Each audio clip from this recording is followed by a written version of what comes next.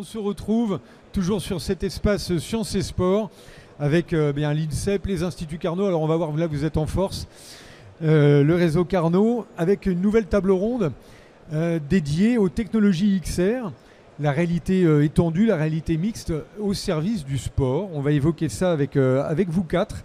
Laura Vallard, bonjour. On se tutoie, c'est plus simple peut-être? C'est beaucoup plus simple. C'est beaucoup plus simple. Tu es maîtresse de conférence au laboratoire d'automatique, de mécanique et d'informatique industrielle et humaine. C'est ça, effectivement. Au Carnoir. Chloé Véry, bonjour. Bonjour.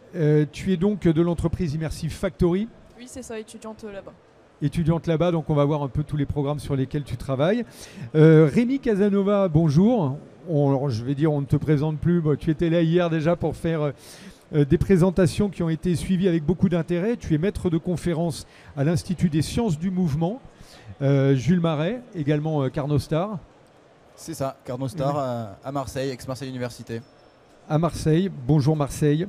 Et Benjamin Poussard, bonjour. Tu es ingénieur de recherche XR chez M-Valor. Exactement. Alors donc là, tu es en plein dans le cœur du sujet aujourd'hui avec toutes ces recherches autour de la réalité sur le plan technologique. C'est ça, moi c'est plutôt la partie technologique qui m'anime au quotidien. Et donc je travaille à l'Institut Arts et Métiers de Laval. Ok. Voilà. Laval qui accueille chaque année un grand festival aussi autour de tout ce qui est l'objet connecté. Le Laval Virtual qui a été cofondé par notre directeur scientifique du laboratoire il y a 25 ans maintenant. 25 ans et qui est devenu un festival incontournable qui est vraiment international et incontournable. Ouais. Génial. Tu y vas souvent, j'imagine. On expose tous les ans. Vous pouvez venir nous voir, c'est dans 2 semaines. Voilà, c'est dans 2 semaines. Allez, le rendez-vous est pris. Il faut aller à Laval voir les nouvelles techno dans 2 semaines. Laura, on peut peut-être démarrer, ou Laura ou Chloé, par définir déjà ce qu'on entend par XR. On parle beaucoup de VR, la virtual reality, la réalité virtuelle ou la réalité augmentée. Est-ce qu'on peut déjà poser un peu ce que c'est la réalité mixte aujourd'hui ? Dans un premier temps, c'est encore assez mal défini à nos jours. Quand on parle de réalité virtuelle, on n'a pas forcément toutes les mêmes définitions. Et nous, dans le terme scientifique, on parle de réalité étendue. Donc dans la réalité étendue, on entend tout ce qui est réalité virtuelle, la réalité augmentée et la réalité mixte. Donc c'est bien trois technologies à bien distinguer. Et afin qu'on puisse se mettre tous d'accord sur les mots. Ok, donc on voit que c'est un mix de tout ça. La réalité virtuelle, on connaît avec les casques, on en a des démonstrations ici. La réalité augmentée, on fait apparaître des objets dans un environnement réel. Oui, c'est ça. Et puis la mix des réalités, ça va être de jouer sur ces 2 facteurs et d'inclure donc... Oui, c'est ça. En fait, c'est une continuité. En fait, ouais. On a l'augmenté, la virtuelle et la mixte. En fait, c'est dans la continuité. Alors voilà. Aujourd'hui, comment on met en œuvre toutes ces technologies pour aller dans la performance du sport? Rémi, tu veux dire un mot dessus? Oui, alors il y a 2 axes à bien maîtriser. Le premier, c'est à quel point on va immerger les gens. Voilà, la notion d'immersion est extrêmement importante. Donc quand on est en réalité virtuelle, l'immersion va être très grande. Quand on est en réalité augmentée, elle va être beaucoup plus petite. Et le deuxième axe, c'est à quel point on va pouvoir interagir dans l'application, dans la simulation. Et donc là aussi, l'interaction va être plus ou moins importante selon les applications. Dans la réalité augmentée, on va pouvoir par exemple interagir avec des objets réels, mais aussi avec des objets virtuels. Dans la réalité virtuelle, on aura beaucoup plus d'interaction avec du virtuel, avec du numérique, qu'avec des éléments réels. Mais, comme vient de le dire ma collègue, c'est une continuité. Ça peut être plus ou moins l'un ou l'autre. Et donc, on est dans la réalité mixte ou dans la réalité étendue. Alors, sachant que les effets sur le cerveau sont différents, on peut rester certainement plus de temps dans la réalité augmentée. On a un environnement réel où on fait apparaître des objets, que dans la réalité virtuelle où on sait qu'il y a, au bout d'un moment, on peut avoir un peu un brassage cognitif qui fait qu'on n'est pas très à l'aise. Il y a un peu ce phénomène-là, non ? Oui, mais on parle de cybermalaise. Donc en fait, dans cybermalaise, on entend tout ce qui est les mal de transport, les vertiges.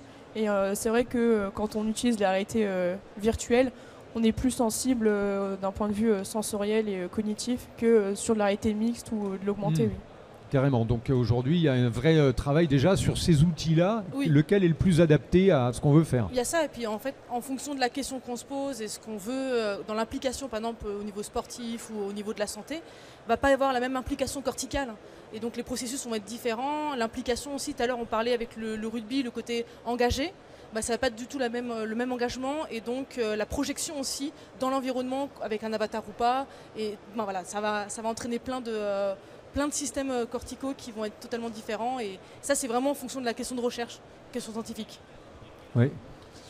Ce qu'il faut souligner aussi, c'est là encore la qualité de l'application va être extrêmement importante, et notamment à quel point ça provoque ou non des contradictions sensorielles, parce que c'est un peu le même principe que quand on a le mal des transports et quand on voit des choses qu'on ne ressent pas, ou quand on ressent des choses qu'on ne voit pas. Il y a des conflits qui se passent. Donc selon la qualité de l'application, voilà, si on subit par exemple des grands déplacements, des grands flux visuels alors qu'on ne les ressent pas, ça peut être problématique. Et donc là, il va falloir adapter à la fois l'outil et puis l'application mise en œuvre pour pouvoir minimiser cet effet. Ok. Ouais, non, exactement. Je vais rebondir sur tout ce qui a été dit. Je vais juste rajouter ma vision. C'est que quand on parle de XR, on va chercher à mélanger de l'information virtuelle. Ouais. On va chercher à mélanger de l'information virtuelle avec le réel ou avec les perceptions de l'utilisateur. Selon le besoin, qu'il soit scientifique ou alors appliqué, on va choisir plutôt une immersion complète, ou alors on va choisir d'augmenter la perception de l'utilisateur dans le champ visuel, dans le champ auditif réel. Les facteurs après qui contribuent au cybermalaise, ou le fait d'être malade en utilisant ces technologies-là, ils sont assez connus, et on y répond de deux manières, soit par la qualité de l'application effectivement, soit par la technologie qui est utilisée pour immerger l'utilisateur. Et en fait, plus on progresse dans les développements technologiques, plus on maîtrise et moins les gens ont tendance à être malades ou sensibles à ces problématiques-là.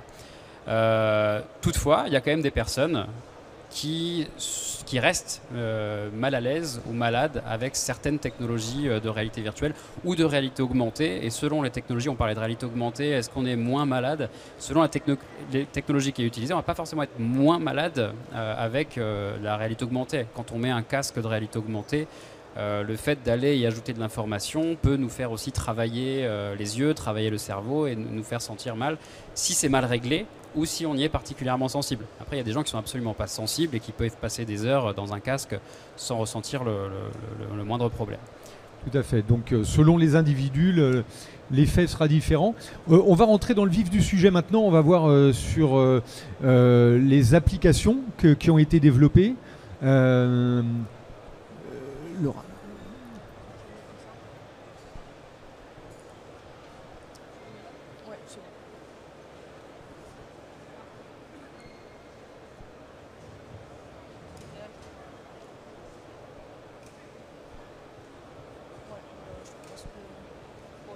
Alors ça, on est chez Immersive Factory.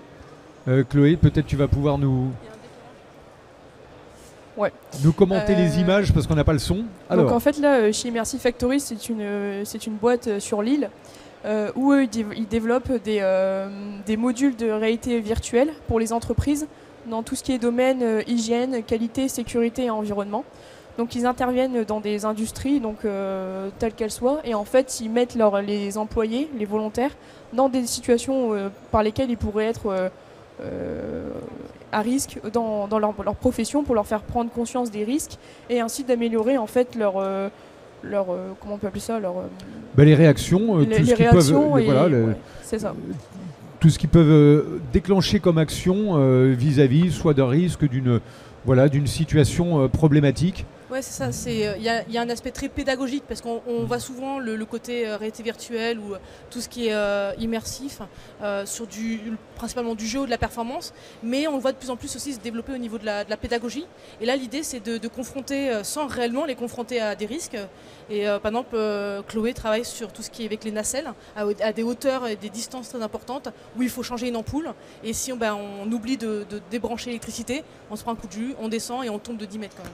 Voilà. Et on ressent cette sensation de chute. Tout à fait. Donc ça, sur la sécurité, c'est très performant, on va dire, dans la formation, dans la sensibilisation des équipes, puisque là, ici, on est dans l'industrie, on a beaucoup d'industries lourdes ici.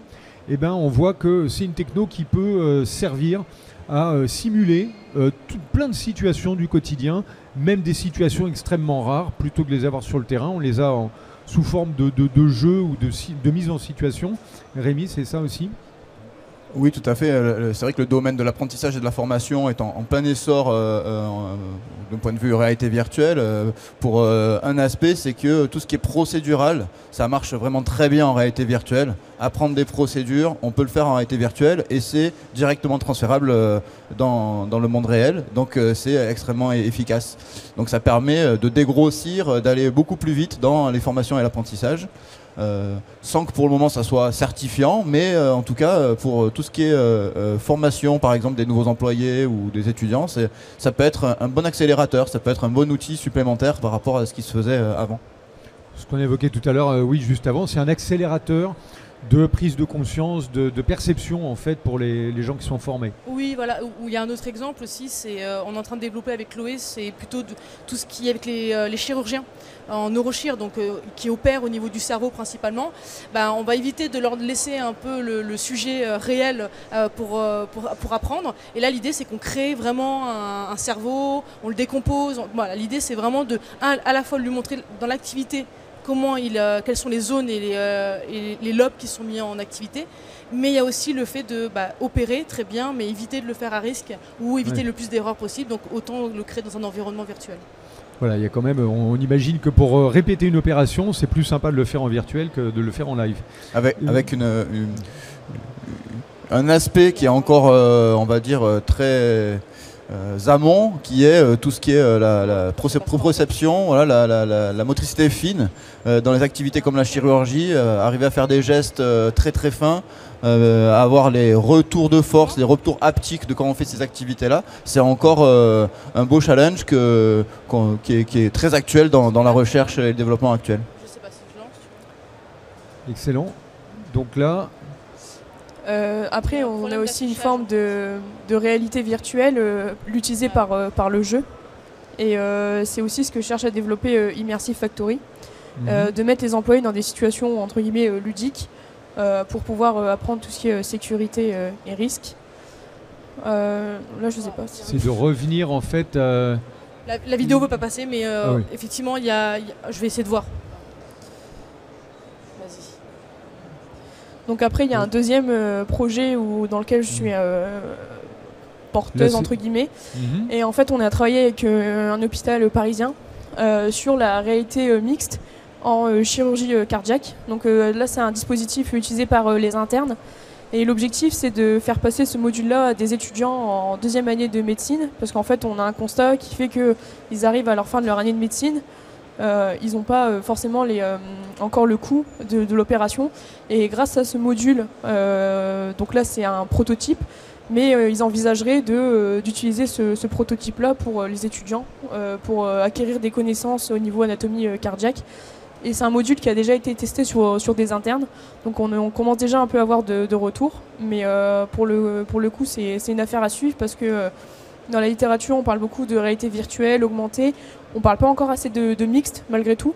Et ça, je pense que ça va être révélateur de futurs ouvrages ou ce genre de choses. Bien sûr, bien sûr. On voit qu'il y a un potentiel formidable, notamment là, justement en médecine, d'avoir ce mélange entre du virtuel et puis de l'augmenté, où on fait apparaître des objets dans le casque. Et il y a aussi ce côté, ce que tu disais Rémi tout à l'heure, c'est ce côté interactif qu'on peut faire évoluer l'objet, on peut faire évoluer la situation en temps réel. Alors il y a un aspect très intéressant dans l'exemple qui vient d'être donné, c'est qu'il lie l'anatomie et l'information qu'on a sur le corps humain, mais aussi la motricité. Donc on peut se faire une idée des volumes, de l'espace, des orientations. Donc il y a un aspect motricité qui est hyper intéressant. Donc les gens sont actifs, ils vont bouger, ils vont manipuler, et ça a un impact énorme sur la formation. Donc on lie à la fois des connaissances, mais aussi de l'activité motrice qui va venir renforcer l'apprentissage. Et ça c'est extrêmement intéressant sur cet exemple.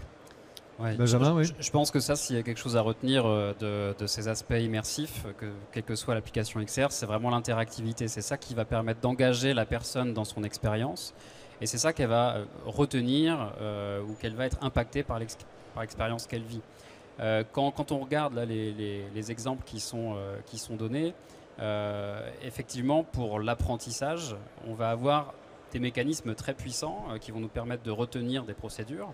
Par contre, il faut quand même faire attention à comment on développe l'expérience, quel que soit l'usage, parce que à partir du moment où on va avoir une expérience peut-être trop ludique ou trop amusante, on va aussi pouvoir perturber l'expérience d'apprentissage et avoir au final des évaluations moins bonnes. Donc l'outil de réalité virtuelle reste un outil puissant à partir du moment où il est bien intégré et bien développé. Et il faut vraiment faire attention. Toute cette ludification de la réalité virtuelle n'est pas forcément à intégrer selon les cas. Tout à fait, ça augmente pas forcément le potentiel et des fois ça peut donner un côté un peu sympa à l'opération, Ça alors distrait. que voilà, ça distrait. Ça distrait. Comme une expérience de contemplation qui serait trop intéressante, trop magnifique, on peut se perdre dans le discours, se perdre dans l'objectif principal. Donc ça, c'est aussi à faire attention. Alors je suis totalement d'accord. Et d'ailleurs, une des idées que moi je défends, c'est de bien faire comprendre aux experts et aux professionnels qu'on rencontre que la réalité virtuelle va être un outil supplémentaire pour eux, mais que c'est eux qui restent les experts, c'est eux qui doivent maîtriser les simulations qui sont faites, les activités qui sont proposées, et que on va jamais former des gens que par la réalité virtuelle. La réalité virtuelle va être un outil à la disposition des formateurs et des experts pour pouvoir aller vers l'expertise, mais elle ne sera jamais remplacée. Donc c'est exactement la même idée qui vient d'être présentée. Alors, si on revient à la thématique du sport, aujourd'hui, le sport, on l'a vu depuis hier matin, il y a beaucoup d'applications. On parle de la réalité virtuelle, bien sûr, la réalité augmentée aussi un peu, la réalité mixte aujourd'hui ou la réalité étendue. Comment on amène cette techno dans le sport aujourd'hui? Sur quel programme vous travaillez?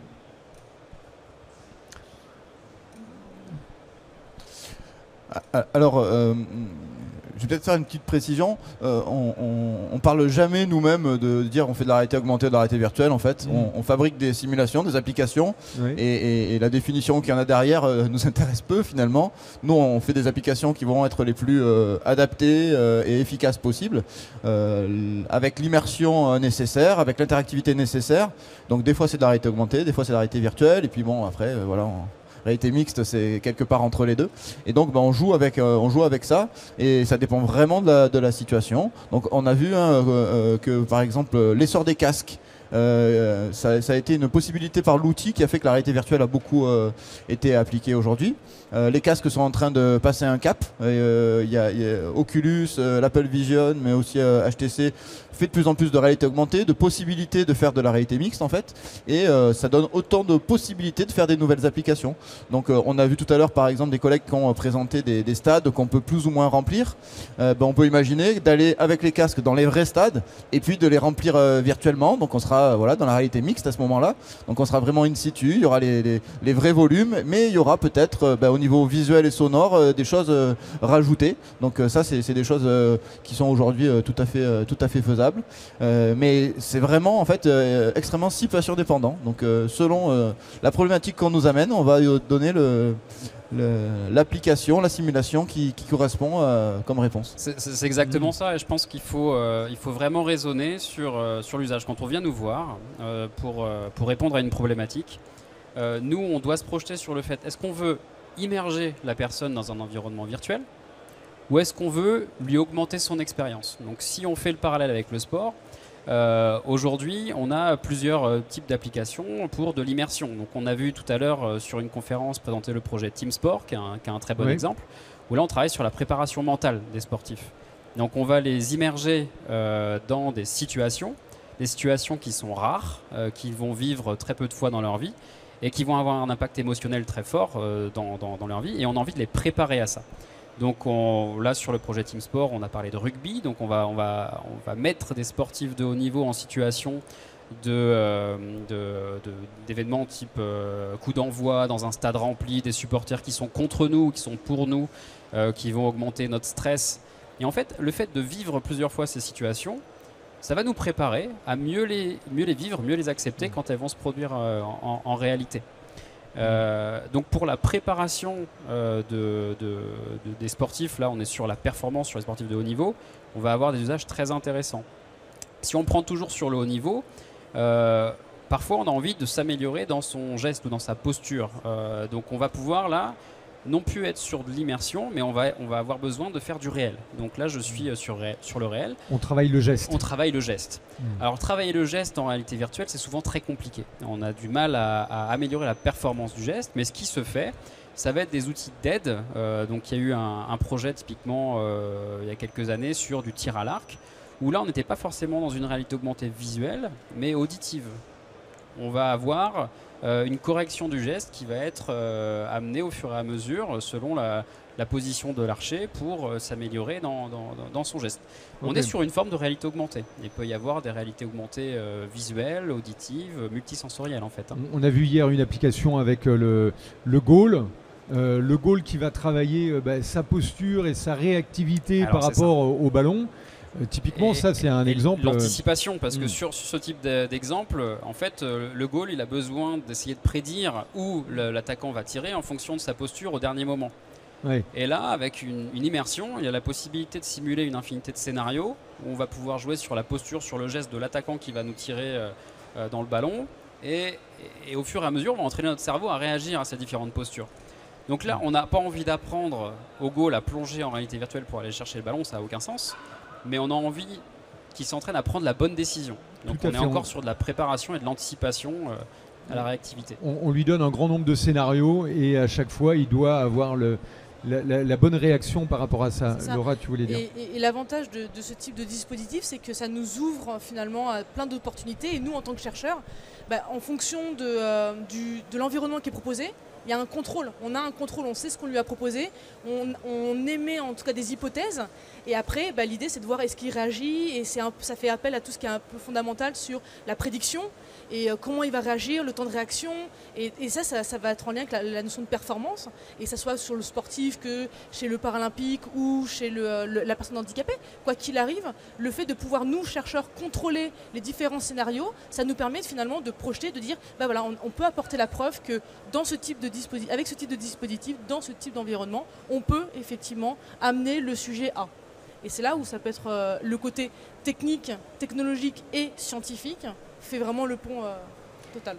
Et alors, est-ce que à chaque fois les projets sur lesquels vous travaillez, c'est des demandes des entreprises, d'une fédération, ou est-ce que vous, en interne, vous commencez à développer des outils, des fois, je pense notamment dans ce laboratoire d'automatique, de mécanique, d'informatique industrielle et humaine, donc le champ d'action, j'imagine, il est large. Il est très large, oui. Il est très large. Est-ce que à chaque fois, c'est des appels à projets, vous répondez à une demande précise, ou est-ce que vous aussi, en interne, vous dites, tiens, on va pousser à essayer de mettre en forme des solutions qu'on va pouvoir après proposer aux industriels ou on a les deux. On a les appels à projets où on cherche effectivement, par exemple avec le réseau Carnot, où on cherche à collaborer avec d'autres personnes, avec d'autres compétences. Et donc là où on va chercher finalement à travers nos thématiques individuelles ou petite équipe, on va chercher à monter un projet avec plutôt européen ou des choses comme ça. Après aussi, par exemple, Chloé est un pur exemple des questionnements plus en interne où on se dit, tiens, à travers de ce qu'on a lu dans la littérature ou des congrès, donc c'est aussi important de pouvoir bouger et de se dire, tiens, pourquoi on ne pourrait pas jouer là-dessus, sachant que c'est des compétences que nous avons, on va essayer de le développer sur une autre technique. Et l'exemple très concret, c'est avec la création d'un cerveau dans un environnement virtuel. Ça, c'est typiquement quelque chose qui vient de notre idée. Et l'idée après effectivement c'est d'aller chercher des appels à projets parce que c'est un peu le nerf de la guerre à la recherche, c'est l'argent et donc on a besoin et puis ça permet aussi de pouvoir travailler avec des personnes plutôt ingénieurs, techniciens, des choses comme ça où on n'a pas ces compétences là. Ouais. Rémi, tu voulais dire? Oui, je voulais dire que, en effet, les projets ils peuvent venir à la fois du terrain, mais aussi du côté plus fondamental. On a des collègues qui vont faire des travaux de neurosciences, de psychologie comportementale, du contrôle moteur, et qui vont utiliser la réalité virtuelle comme outil pour fabriquer de la science, pour faire des recherches fondamentales, qui seront après utiles à transférer vers le monde sportif ou le monde industriel. Et puis il y a de temps en temps des problématiques qui viennent dans l'autre sens. On fait les deux. Et je voudrais aussi dire qu'on fait aussi des recherches sur la réalité virtuelle et sur les éléments immersifs eux-mêmes. C'est aussi une vraie question scientifique de savoir comment l'homme agit, sent, perçoit, ressent et se comporte dans ces dispositifs. C'est aussi une vraie question scientifique et importante pour l'avenir, pour répondre à des nombreuses questions qu'on a déjà évoquées, et pour savoir jusqu'où on va pouvoir aller avec ces dispositifs. Une meilleure connaissance du sensoriel pour voir comment la technologie peut s'adapter. Benjamin, j'allais y venir, c'est exactement ça. C'est que la XR, de manière générale, c'est très transversal. C'est qu'on a des gens qui font de la technique, comme moi, et on a des gens qui font des sciences humaines. Et quand je dis de la technique et des sciences humaines, c'est pareil, ça ouvre déjà à beaucoup de domaines à l'intérieur. Et la recherche fondamentale, elle se fait à la fois sur la technique et sur les sciences humaines. Quand on prend les structurations de nos laboratoires, ce qui est intéressant, c'est de voir qu'on est capable de faire les deux. Typiquement, si je prends l'Institut à Laval, on a une équipe d'ingénierie qui répond sur des projets très industriels ou sur des projets collaboratifs ou autres. Et on a une équipe de recherche qui va se focaliser sur des facteurs humains. Ce qui nous occupe beaucoup, par exemple, ça va être l'incarnation. Ce qu'on appelle l'incarnation, c'est le fait d'incarner son avatar, donc l'utilisateur qui va être utilisé dans l'expérience. Et ces mécaniques-là sont pas triviales, mais elles ont un impact énorme sur le ressenti de l'expérience. On vous en parlait tout à l'heure avec le projet Team Sport. Si on n'incarne pas le rugbyman, si le rugbyman n'incarne pas son propre avatar, le résultat de l'expérience va être très faible. Il faut qu'il ressente que c'est lui, il faut qu'il se sente présent, voire co-présent s'il y a d'autres utilisateurs dans l'environnement virtuel. Et ça, c'est des thématiques de recherche sur lesquelles on travaille, je pense, tous. Et c'est des thématiques de recherche qui sont même pas forcément liées à la réalité virtuelle. Comment on perçoit son propre corps, comment on va agir avec, ça se pose dans la vie réelle. Et là, typiquement, dans ces projets-là, il y a le côté neurosciences, contrôle moteur, il va y avoir aussi sciences cognitives, il va y avoir de l'ergonomie.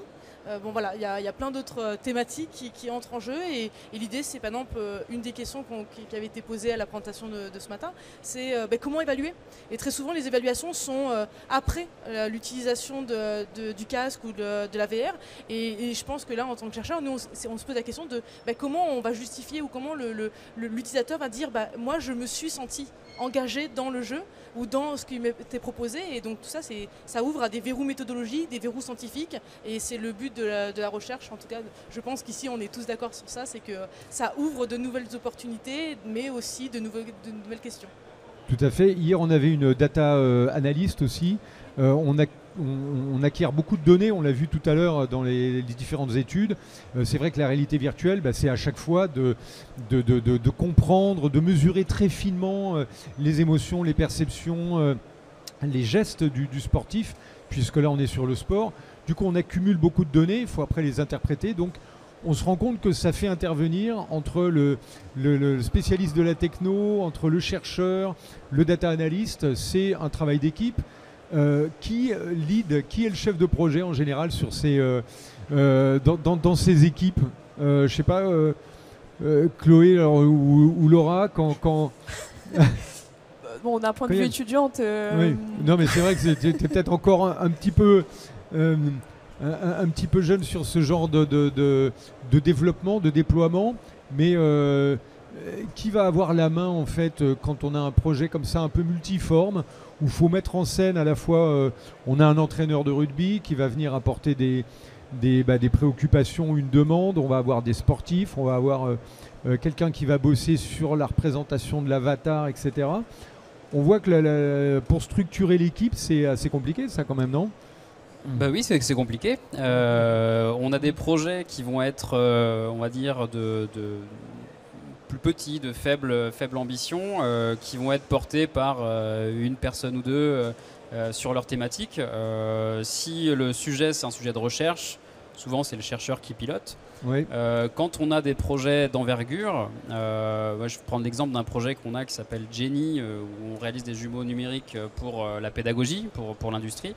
Là, on a un chef de projet global qui est transversal et chaque lot est porté par un chercheur. Donc on va avoir des personnes qui vont être plutôt spécialisées dans la pédagogie, donc l'ingénierie pédagogique, donc c'est des chercheurs en pédagogie qui vont piloter une partie et piloter leurs équipes. On a des personnes qui vont piloter la partie ergonomie ou évaluation, acceptabilité technologique, c'est des chercheurs qui pilotent. Et la partie ingénierie technologie, notre lot, là c'est plutôt des personnes de la techno, donc de l'ingénierie qui pilotent. Et à la fin, c'est un chef d'orchestre global et transversal qui pilote. Mais sur des projets de recherche, souvent c'est le chercheur qui pilote sa thématique et qui va faire appel à des équipes techniques pour essayer de l'assister dans son objectif de recherche. Tout à fait. Il faut être quand même assez polyvalent, hein, j'ai l'impression, sur ces technologies-là. Il faut avoir beaucoup de curiosité, suivre à la fois les développements techno, qu'est-ce qu'on peut en faire. Il faut voir aussi la conscience de comment la personne qui a le casque reçoit toutes les infos. Donc c'est quelque chose de très complet, on va dire, sur laquelle il faut être affûté, quoi. Ouais, le secret pour faire une application réussie, c'est d'arriver à avoir vraiment une équipe avec tout le monde qui soit vraiment bien intégré dans le process. Ce que je dis souvent moi aux partenaires qui viennent nous voir, c'est qu'ils ne peuvent pas juste faire une lettre au Père Noël, partir et recevoir un cadeau, ça n'existe pas. Il va y avoir besoin de beaucoup d'échanges, les experts du métier, de la situation, ils vont devoir donner beaucoup d'inputs, traduire ce qu'ils veulent vraiment qu'on réalise. Il va falloir que ça soit compris par les chercheurs, par les ingénieurs, que tout le monde discute ensemble, que les choix soient faits et que soient acceptés par tous. Et donc c'est vraiment des travaux d'équipe pluridisciplinaires. Et donc on a besoin de tout le monde pour expliquer chacun des aspects et puis pour faire les meilleurs choix. Mais une application réussie, c'est une application où chacun des axes à apporter et à aider à la décision à chacune des étapes, quoi. Et c'est très souvent voilà, il faut beaucoup échanger, beaucoup se mettre d'accord, s'aligner, exactement, se synchroniser. Il faut beaucoup d'étapes de validation pour petit à petit faire l'application finale qui sera réussie. Ouais. Et par rapport à tout ce qui a été évoqué, effectivement, c'est ce qu'on appelle la fameuse recherche participative, où on centre l'utilisateur, et puis autour, ça va graviter, et ça va être les différentes compétences. Mais je pense que le terme, c'est participatif, c'est-à-dire que tout le monde a son mot à dire, à des étapes différentes, et finalement, c'est pour avoir effectivement l'application la plus performante, on va parler de ça, par rapport au sport, performance. Est-ce que des fois il n'y a pas un petit décalage? Il faut avoir de la pédagogie par rapport aux clients ou par rapport j'imagine, une fédération qui vient vous voir, si on parle de sport ou d'industrie, un industriel qui veut développer un jumeau numérique.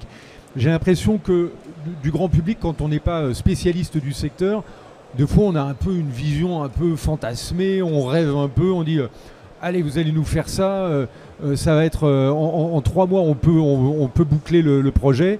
Et en fait, vous, il y a beaucoup une question au début de pédagogie, d'enseignement sur ce qu'on peut faire, sur les étapes et tout ça. Il n'y a pas ce phénomène-là?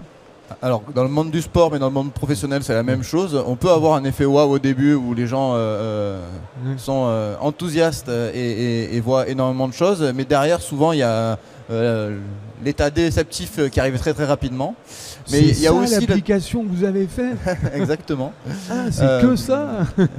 Mais il y a aussi l'autre effet, souvent quand on parle, on a parlé de formation ou quand on parle d'entraînement, il y a aussi qu'est-ce que c'est que ce truc qui va venir me remplacer. Donc il y a ça aussi sur lequel il faut travailler, donc expliquer que c'est des nouveaux outils qu'on va venir donner à disposition des entraîneur, des formateurs ou autres, mais qui ne vont pas venir remplacer leurs compétences. Leur compétence, elle est extrêmement importante et nécessaire, et qu'on en a besoin pour fabriquer l'outil qu'il leur faut en fait. Donc voilà, c'est un vrai travail, ça rejoint ce qu'on a dit tout à l'heure.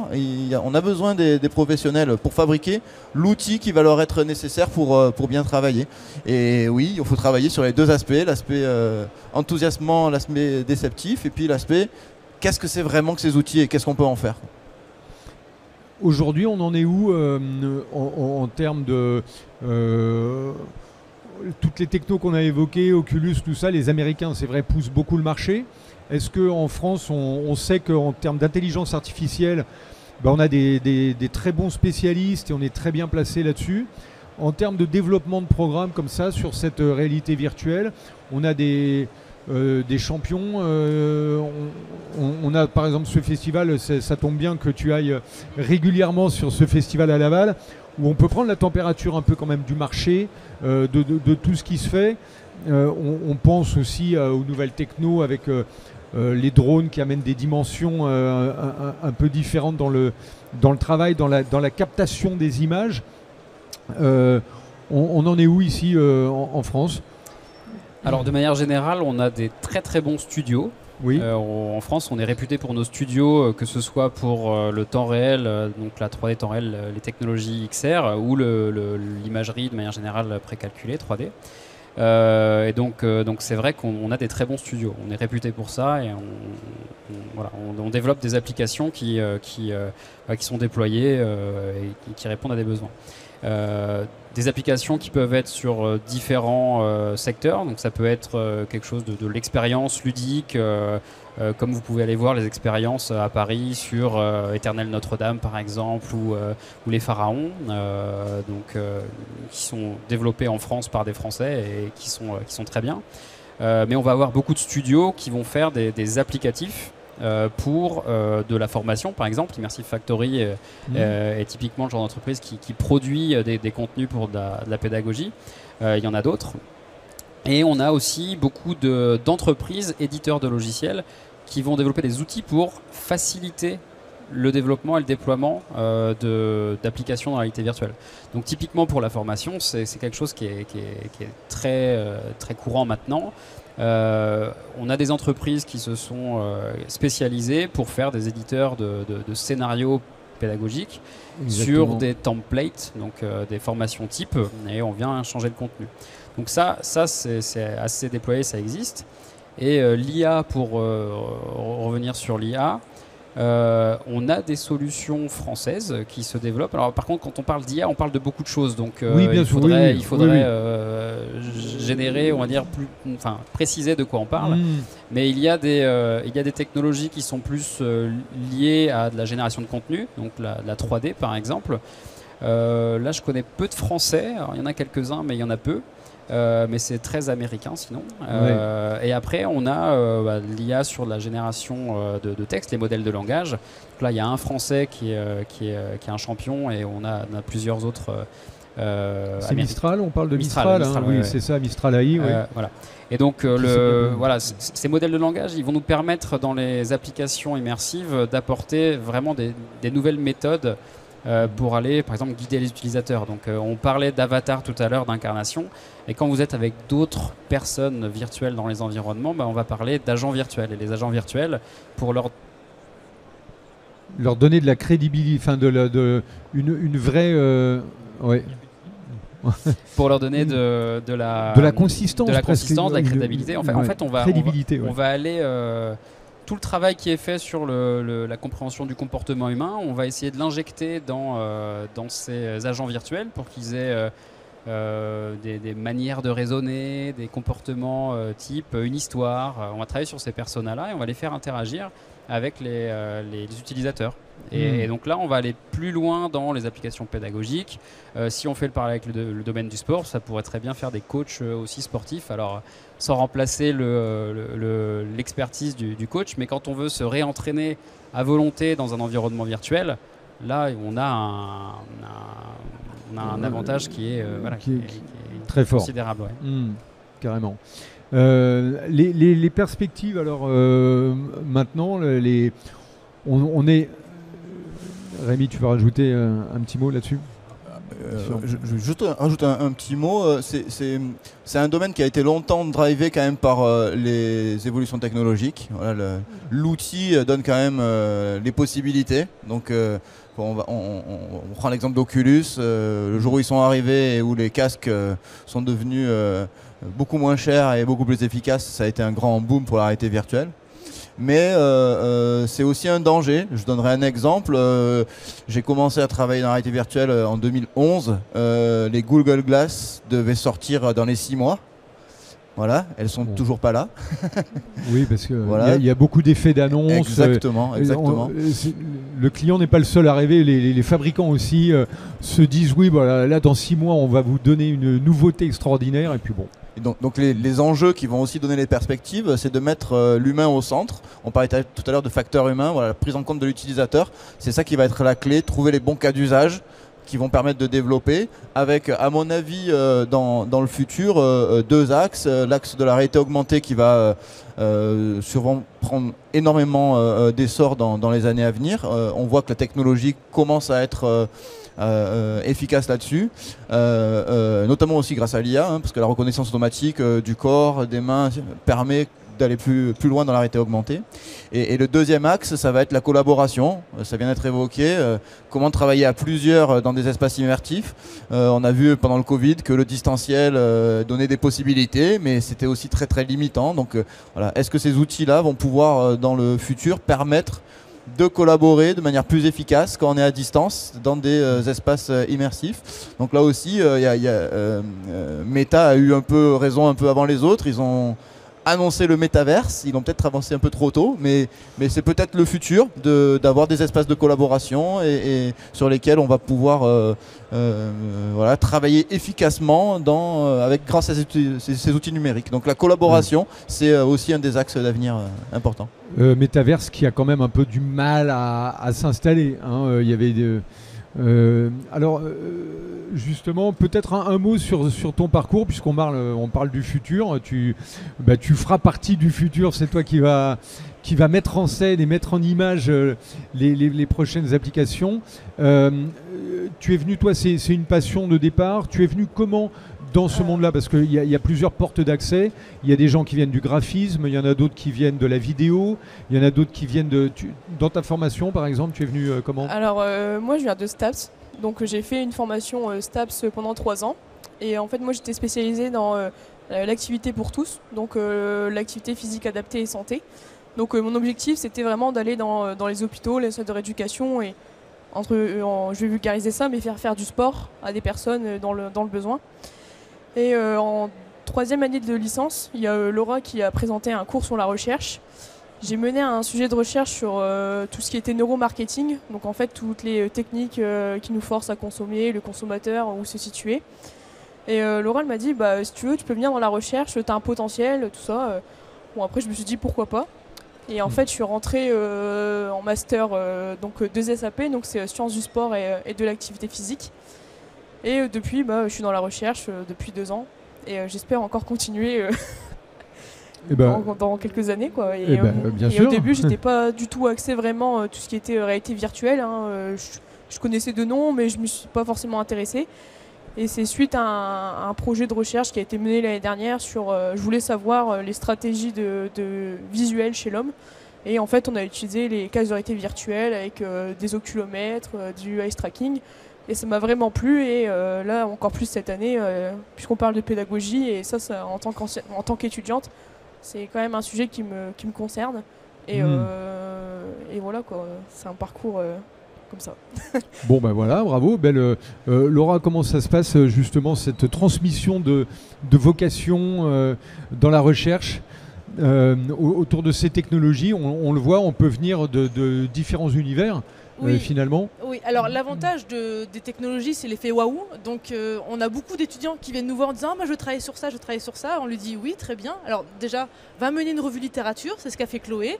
Elle s'est rendue compte de ce qui est l'existant finalement dans l'aspect scientifique. Et puis après, elle a pu un peu plus focaliser son questionnement. C'est le rôle aussi d'enseignant-chercheur. On a 50% d'enseignement et dans notre 100% finalement. Et c'est le but aussi, c'est de montrer un peu ce qu'on fait d'un point de vue scientifique, pédagogique dans nos cours, et puis de dire regardez, c'est accessible, vous pouvez vous poser des questions.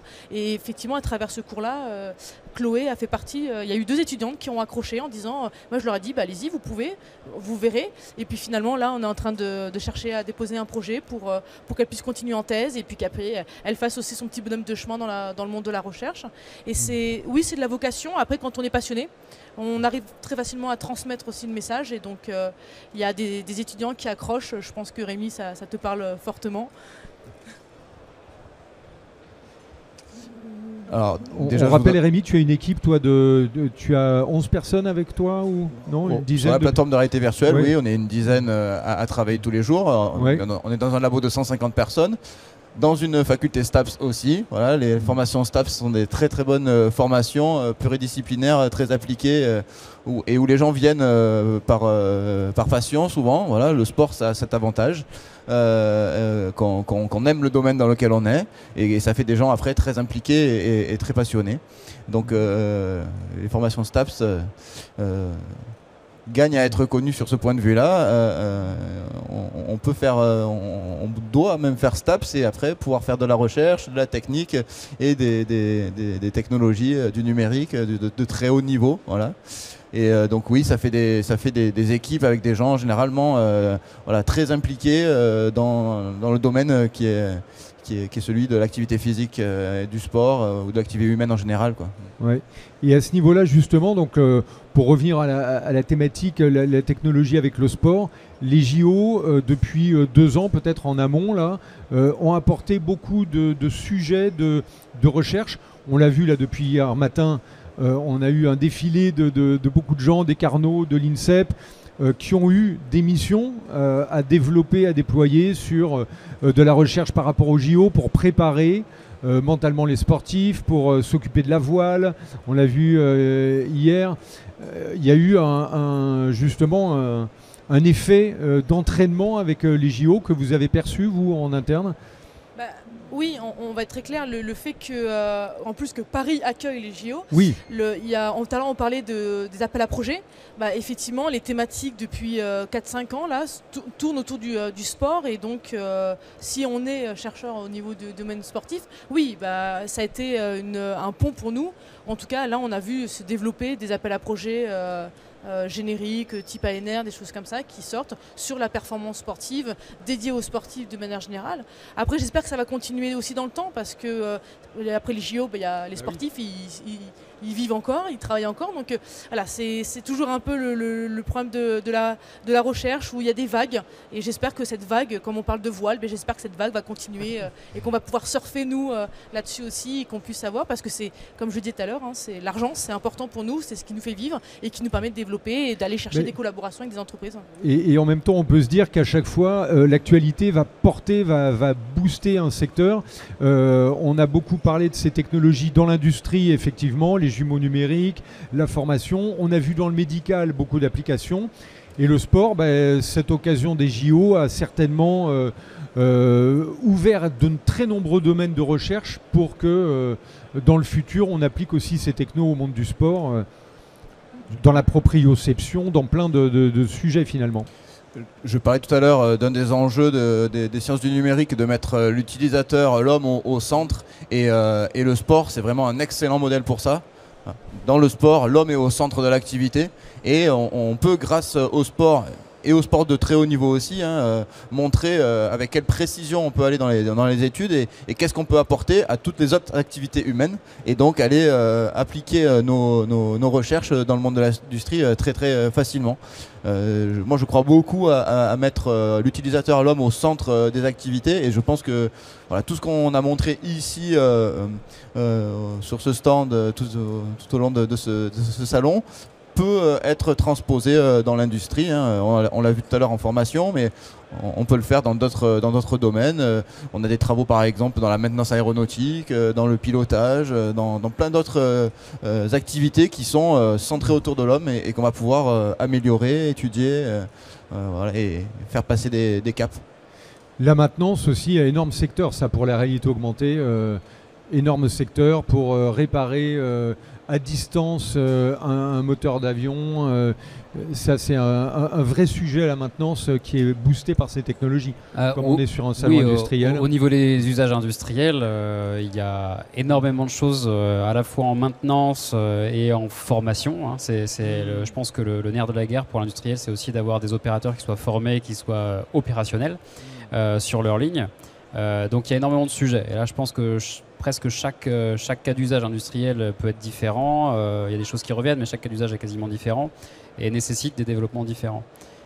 Sur la maintenance, il existe des choses. Il y a eu beaucoup de projets, il y a eu beaucoup de recherches, il y a eu beaucoup de faisabilité technologique. Il y a eu beaucoup de déceptions aussi, parce que c'est compliqué. C'est compliqué à la fois de déployer des technologies qui soient utilisables et utilisées pour les industriels.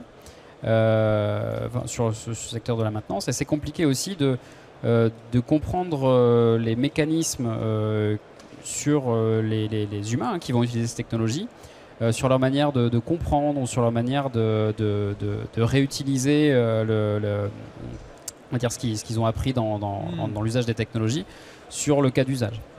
Donc si on est sur de l'immersif, il va falloir transposer. Donc là, sur les procédures, on en a parlé tout à l'heure, ça marche bien. Quand on est sur de l'accompagnement en réalité augmentée, là, on est sur des problématiques beaucoup plus complexes d'assistance. Donc il y a des choses qui fonctionnent, il y a des choses qui sont déployées, mais c'est vraiment dépendant du cas d'usage. Et il faut à un moment donné mesurer l'apport de la technologie par rapport à un cas d'usage. Il y a des choses qui marchent très bien, d'autres qui marchent moins bien. Parce que pour une action simple, il y a des fois, ça demande beaucoup de développement, de déploiement technologique. Alors, voilà, ouais. Pour faire un truc très simple, à la fin, on se dit, tiens, so what, quoi. Est-ce que ça valait la peine de développer tant de choses ? C'est le retour sur investissement. Voilà. Ça, effectivement, c'est quelque chose qu'il faut travailler avec la personne qui vient avec un besoin. C'est de dire, on peut faire des choses. Après, selon l'investissement, il faut voir s'il y a une valeur ajoutée par rapport à ça. Donc encore, il y a des choses qui marchent très bien et des choses qui marchent beaucoup moins bien. Bon, un domaine qui est en pleine évolution, en pleine mutation maintenant. Eh ben, merci à tous les quatre d'avoir apporté votre expertise sur cette thématique.